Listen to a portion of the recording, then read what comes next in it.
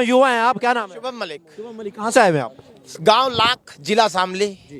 चेहरे पे मुस्कान है। चेहरे पे मुस्कान होगी, संघर्ष के रास्ते पे मुस्कान ही रहते हैं। भगत सिंह जब गया फांसी के फंदे पे तो उसके चेहरे पे भी मुस्कान थी। सरकार को अगर लगता है कि हम लाचार हैं, हम लाचार नहीं हैं। हम चेहरे पे मुस्कान लेकर के संघर्ष करेंगे और इसी ग्राउंड से जितने तमाम मुद्दे इस देश के किसानों के होंगे यहीं से एड्रेस किए जाएंगे, मुस्कान के साथ किए जाएंगे, हंसते खेलते किए जाएंगे और सरकार को घुटनों के बल इसी ग्राउंड में लाया जाएगा। इसलिए चेहरे पे मुस्कान है। मुजफ्फरनगर शहीदों की स्थली कहा जाता है, तपोस्थली कहा जाता है। लगता है मुजफ्फरनगर की स्थली से इस बार कुछ एक अलग ही बिगुल बजेगा। देखिए, आप बात को समझिए, अलग इसीलिए है क्योंकि आज की तारीख महत्वपूर्ण है।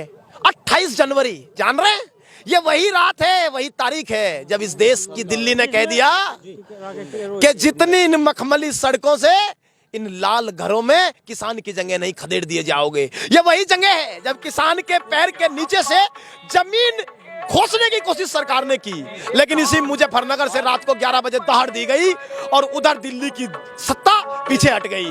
28 जनवरी वो भी थी, 28 जनवरी आज भी है। एक बात ध्यान रखिए, जो अखंड ज्योत किसान सम्मान की 28 जनवरी को वहां जली थी, उसमें घी डालने आ जाए और जब तक किसान इस देश में रहेगा ये 28 जनवरी और 26 जनवरी की किसान सम्मान की अखंड ज्योत जलती रहेगी। क्या ये आज जो तारीख चुनी गई है उसी आंदोलन को लेकर चुनी गई है और ये इस बार नहीं, आने वाले 100 साल चुनी जाएगी। हम 24 जनवरी को निकलेंगे और 28 जनवरी तक सड़कों पे रहेंगे, पीढ़ियों को यह बताने के लिए कि इतिहास में एक तानाशाह ऐसा भी आया था जिसने किसान के रास्ते में कीले गाड़ करके सड़कें खुदवा करके किसान रोकने की कोशिश की थी। लेकिन याद कीजिए वो कितना गजब का मंजर था जब वही व्यक्ति सामने आके कहता है कि मैं हाथ जोड़कर किसानों से माफी मांगता हूं। किस चीज की माफी मांग रहे थे? 700 किसानों की जान की माफी मांग रहे थे। क्या उनकी जान लौटा देंगे? क्या मेरे भाई नवनीत 26 जनवरी को पुलिस की गोली से शहीद हुआ था, क्या उसकी जान लौटा देंगे? क्या देश के प्रधानमंत्री को माफी मांगने का इतना हक है कि 700 लोगों की जान जाने के बाद मात्र एक माफी से सब कुछ नॉर्मल हो जाएगा? ये 28 जनवरी और 26 जनवरी की अखंड ज्योत जब तक इस देश में किसान है तब तक जलेगी। ये गांधी का देश है, आंदोलन से चलता है और चलेगा। मलिक साहब, आप देखते होंगे, याद करेगी सर, आने वाली नस्ल याद करेगी आंदोलनों को। आप देखते होंगे तमाम प्रकार के संगठन चल रहे हैं, मगर संगठनों की अगर बात करें तमाम सरकार के हितों को लेकर बात करते हैं। देखिए, सरकार का क्या हित है?